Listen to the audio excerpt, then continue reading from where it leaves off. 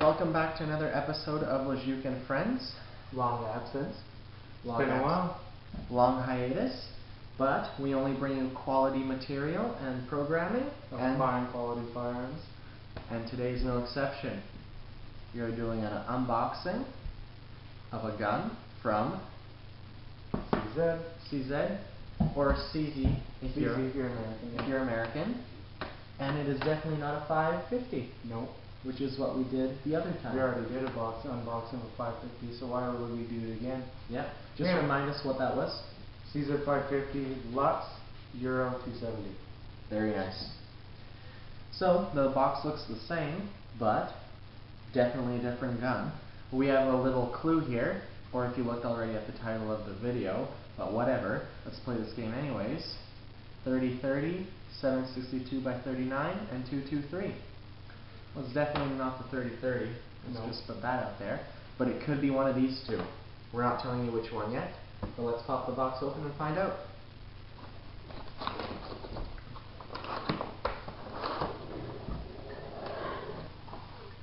Just a side note about that 30-30.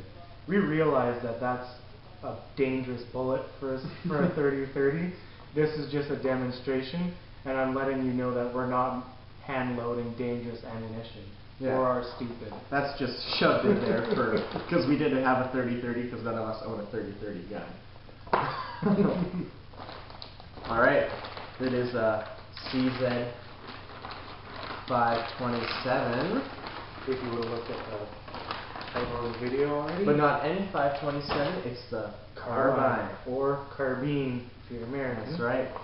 So we'll just take a first look at that, and then we'll put it down and empty the rest of the box. But that's the first quick view. Let's pop it back down, and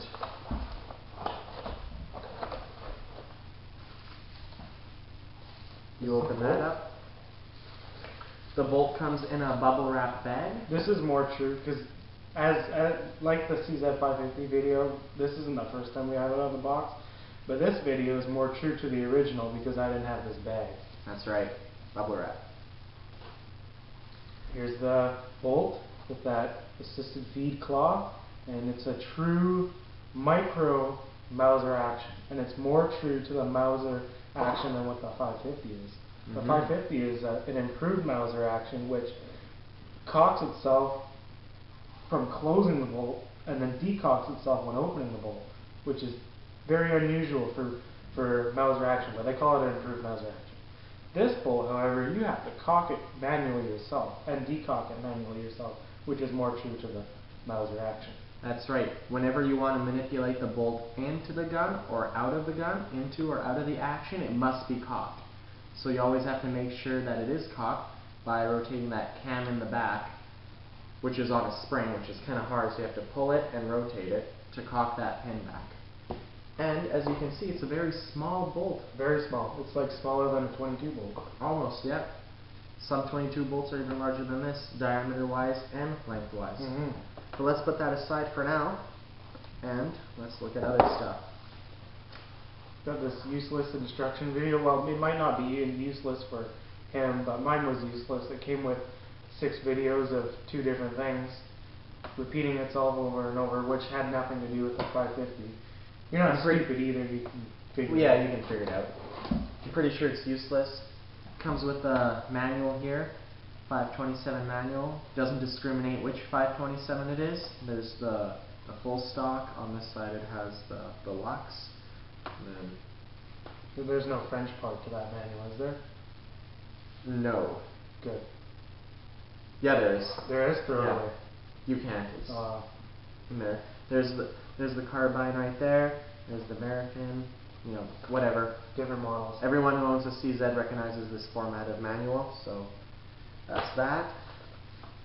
There's this one. We got the warranty papers. You can figure out yourself for how many years of warranty.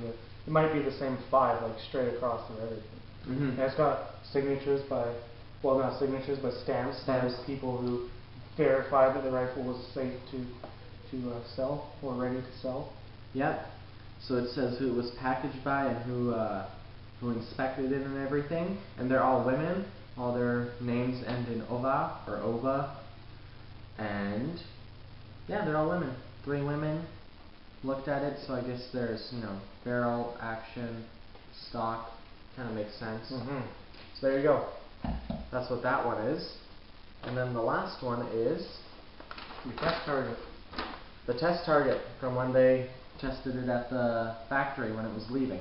At 50 meters, which is 55 yards for Americans. Yeah. And this isn't like what the actual group of it's going to be. They have a standard deviation to figure out where the rifle barrel point should be pointing. But this is only at 50 meters. This is a pretty terrible group for 50 meters. Yeah. So when you try it yourself, it's going to be way better than that.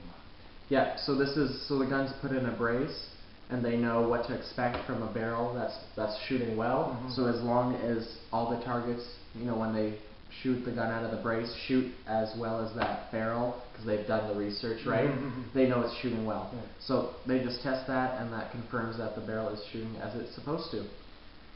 What's also interesting to note here is that this was tested on August the 4th, 2013.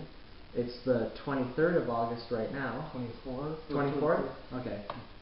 And I got this gun like a week ago. So from the time it was tested to when I received it, 13 days. It was 13 days, 13 days, which is pretty miraculous in my opinion. That was like the 550 too when I got it. It was like a couple of weeks after they tested it is when I got it. There we go. Right. So all that's left in the box is the gun. So let's yank the gun out. I'll get rid of the box. This is very light, by the way. Like, this took no effort to be able to lift it up. This is lighter than my 1022, easily. How light is it, Jake? 6 pounds. 6 pounds. Mm-hmm. 6 pounds and very short.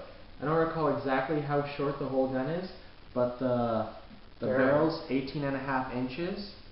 There's your chambers right in here. So, very short. Very, very easy pointing. And I can hold it with my hand. When I hold it like this, I can stand up. I'm 6'1", and it's clearing the ground by this much. Like, I'm not hitting the gun over anything. Yeah. So it's very easy to, walk around with. Perfect for our BC thick forest, where a longer barrel rifle would be banging and hitting on all the bushes and trees and crap like that. Yeah, absolutely. So let's prop the gun up and take a closer look at it.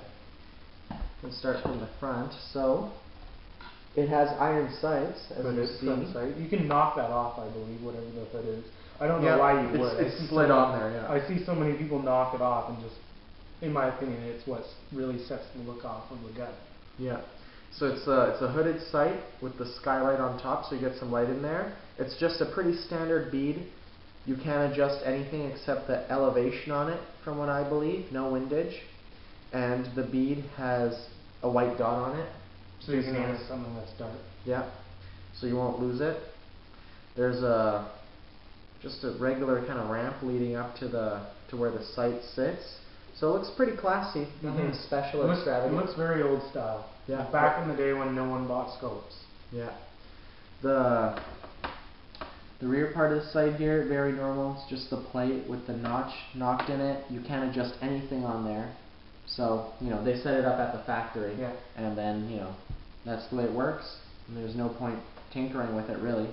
Unless you're shooting really far, so I guess the elevation is what you'd adjust there. Very classy. Nothing can really go wrong on it, so that's nice to have. You got 60mm dovetails. On the top, so you can put some rings on there. 16mm, which is a little difficult to find. If you go to the CZ factory rings, they're pretty simple to find.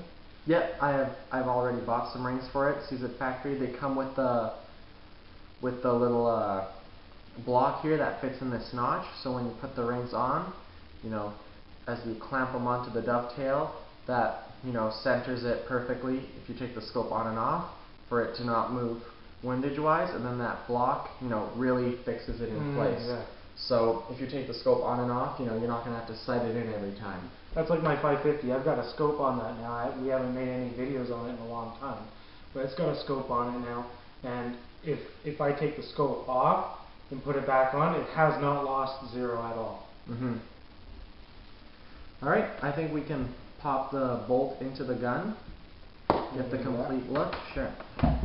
Zero gun, I have no idea how to do it. Yep. This is like maybe the second time I've seen this gun. So to put the bolt in the gun, you first have to make sure the claw actually moves around on you. So you got to make sure it's kind of all the way down here, lined up, like that. You got to make sure it's cocked so that your firing pin is back. So, because with these bolts, you have to manually. That is decocked and that is cocked, like that. Plate is up. So now, when you have the lever on the bolt is lined up to go into the gun like this, this is facing upwards. So now when we put in the gun, we can get it into the beginning like this, but then we have to push this button on the side here. Right now it won't go into the gun. When we push it, goes in, we can finish it off. It's different to the 550, which will just slide right in. Yeah. Nothing's stopping it from going in. So now, it's locked in place, it won't slide out. No matter what you do with the trigger, it's all about that button on the side there.